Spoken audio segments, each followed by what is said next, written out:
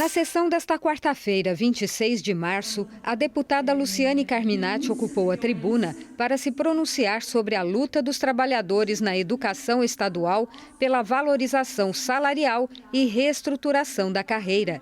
De acordo com ela, o projeto de lei do governo do estado, aprovado no ano passado para a descompactação da tabela salarial, não gerou os resultados esperados. Apesar de toda a propaganda do governo, aquele projeto não descompactou a tabela. E eu tenho falado isso para o próprio governador. Por favor, governador, corrija seu discurso. Não se trata de descompactação. O salário continua compactado. E o que aconteceu a partir da votação é que quem estava no início da carreira com salário mais próximo de quem está se aposentando, continua do mesmo jeito. É verdade que na época, e eu falei isso na minha manifestação, trouxe melhorias, mesmo que pequenas, mas trouxe, nas aposentadorias e nas licenças, mas na prática, o salário líquido de cada professor e professora, profissional da educação, pouco mudou. É importante lembrar que o último aumento real, dado ao magistério, foi em 2021, quando a base passou para R$ 5.000. De lá para cá, nenhum centavo a mais, está congelado. Para piorar a situação, a inflação nesses últimos anos ficou em 23%, ou seja, trabalhadoras e trabalhadores da educação tiveram redução no poder de compra de quase 1/4 do seu salário. O deputado Sargento Lima defendeu a anistia dos acusados e condenados por tentativa de golpe de Estado pela participação nas manifestações de 8 de janeiro de 2023. De forma alguma é uma ameaça e é dirigida ao senhor Hugo Mota, o deputado presidente da Câmara Federal. Senhor Hugo Mota, o senhor tem 2 caminhos na sua frente. Do lado direito, o senhor pode seguir por esse caminho que vai te conduzir como o homem que escreveu o seu nome na história do país como um presidente ponderado, sábio e cauteloso ao pautar o PL da anistia ainda esta semana e em caráter de urgência. E do lado esquerdo do senhor, o senhor tem um caminho que te leva para escrever o seu nome da história como aquele que sozinho conseguiu sepultar e julgar no mar do esquecimento a sua legenda partidária. E todos os parlamentares, todos os deputados federais que estão naquela Câmara, ao se posicionarem contrário ao PL da anistia, podem ter a mais absoluta certeza, o nome de vocês serão repetido 1000 vezes, vezes 1000 em todo o território nacional, por cada um de nós da direita. E nós temos o direito de lhe cobrar isso, porque durante as eleições de 2022, vocês colocaram a camisa do presidente Bolsonaro, vocês subiram nos nossos carros de som, vocês utilizaram a frase Deus, pátria e família para poder se eleger. E não se esqueçam que o salário da traição é o banimento político. O deputado Ivan Nats criticou o corte de R$ 400 milhões no orçamento da União para obras de infraestrutura em Santa Catarina. Lamentavelmente, o orçamento prevê um corte de R$ 400 milhões em investimentos de obra de infraestrutura em Santa Catarina. Nós vamos perder, em relação aos 2 últimos anos, R$ 600 milhões em investimentos de obra de infraestrutura. 600 milhões a menos, ou praticamente a metade do orçamento que recebemos em 2023 e 2024. Parece que é uma perseguição contra Santa Catarina. Parece que o governo federal tem uma perseguição contra o nosso estado. Qual é a justificativa lógica para o estado que manda R$ 100 para Brasília, recebe 10, e tem um corte de 50% do orçamento para a infraestrutura. Qual é a lógica? Então, senhores deputados, nós vamos fazer uma grande frente de apelo à bancada parlamentar catarinense em Brasília, para que ela não aceite o corte do orçamento da União e infraestrutura para o nosso Estado. A frente parlamentar catarinense tem que estar unida. O deputado Júnior Cardoso destacou o sucesso do 10º Seminário Estadual sobre Síndrome de Down, realizado nesta semana pela Assembleia Legislativa. Eu quero louvar a atitude desta casa na tarde de ontem, no dia de ontem. O seminário abordou temas muito importantes na vida deste pessoal e de sua rede de apoio, como, por exemplo, formas de mitigar preconceitos e mecanismos de inclusão, que eu acho que é, deputado Napoleão, a tônica de qualquer debate, né? A tônica de qualquer debate, que eles possam sair do mundo da marginalização, né? Da não inclusão, né? E às vezes, desculpa, do depósito humano, né?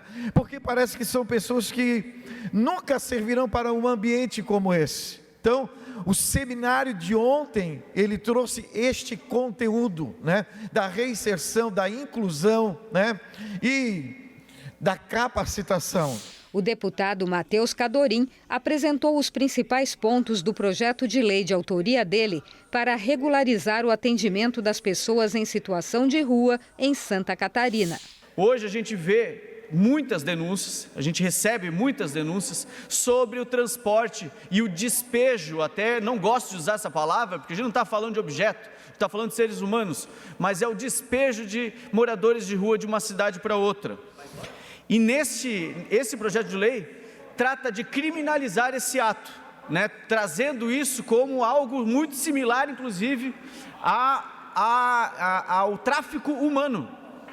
E aqui então no nosso artigo 3, só para exemplificar alguns dos artigos já propostos aqui nesse projeto de lei, é vedada a remoção ou transporte forçado de pessoas em situação de rua para outros municípios sem consentimento formal do indivíduo registrado em documento assinado, garantia documentada de acolhimento adequado no município de destino, com acesso à assistência social, comunicação ao Ministério Público e Defensoria Pública e outros itens importantes para que a gente tenha um controle cada vez melhor desse deslocamento. A transferência de pessoas em situação de rua entre municípios somente será permitida nas seguintes hipóteses: manifestação expressa do indivíduo desejando retornar ao seu município de origem, comprovação de que o indivíduo possui família ou rede de apoio no município de destino, internação voluntária ou involuntária conforme legislação vigente para casos de dependência química ou transtornos psiquiátricos, enfim, um documento muito completo. O deputado Neodi Sareta comemorou a incorporação pelo SUS do Zolgensma, medicamento considerado um dos mais caros do mundo, destinado a pacientes com atrofia muscular espinhal. Ele está incluído no Sistema Único de Saúde, é um remédio fundamental para tratamento da chamada AME, atrofia muscular espinhal, uma doença rara e grave que afeta crianças desde os primeiros meses de vida. Um medicamento de custo extremamente elevado, ultrapassa 6 milhões de reais por dose. Por muitas vezes a gente viu campanhas, famílias fazendo campanhas para arrecadar dinheiro, para buscar dinheiro, para fazer esse tratamento, quase impossível para muitas famílias. E agora, com a incorporação no SUS, se garante um direito básico à saúde. E é o interessante porque aquilo que o Ministério da Saúde negociou, inclusive ele prevê que só haverá pagamento, inclusive se o medicamento der resultados. O deputado Márcios Machado mostrou indignação contra o vice-prefeito de Lages, Jair Júnior, que chegou a ser preso na semana passada por violência doméstica. E eu não vi nenhuma ação do partido, desse indivíduo, para tirá-lo do partido. Eu vi, sim, várias pessoas indignadas, e aqui eu faço das palavras do pároco Marcos, da Catedral de Lages, que seja dado ampla defesa e contraditório e o mais rápido possível caçá-lo do cargo público, porque é inadmissível o que aconteceu. E ainda, eu quero aqui parabenizar a irmã dessa jovem, que fez a leoa rugir no seu peito, no qual denunciou, porque se fosse a vítima, como várias outras vítimas, nada faria. Então eu estou muito envergonhado como cidadão, como líder político de Lages, da Serra Catarinense, que Lages esteja posta a esse tipo de situação, mas o tempo vai passar e vai dar tudo certo e nós vamos tirando o joio do trigo. O deputado Carlos Humberto destacou resultados positivos na área do turismo, como o aumento no número de turistas que chegam em Santa Catarina por via aérea. O crescimento do número de visitantes internacionais ao nosso estado por meio aéreo, deputado Alex Brasil, cresceu 63% comparado ao mesmo período de 2024.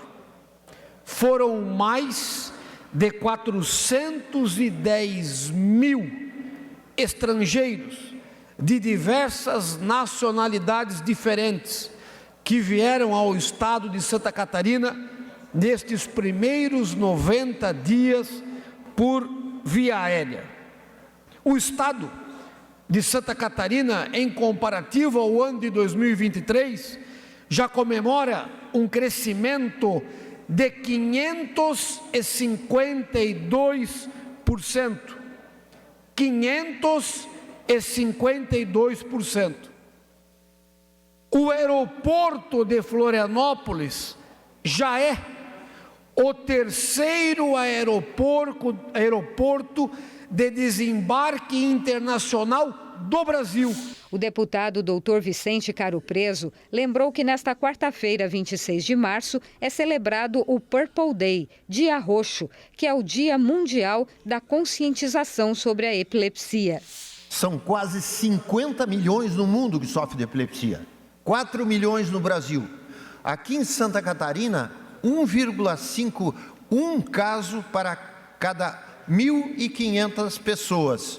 Ou seja, nós estamos falando de de muita gente que precisa de atendimento, geralmente, quase que mais de 95% pelo Sistema Único de Saúde.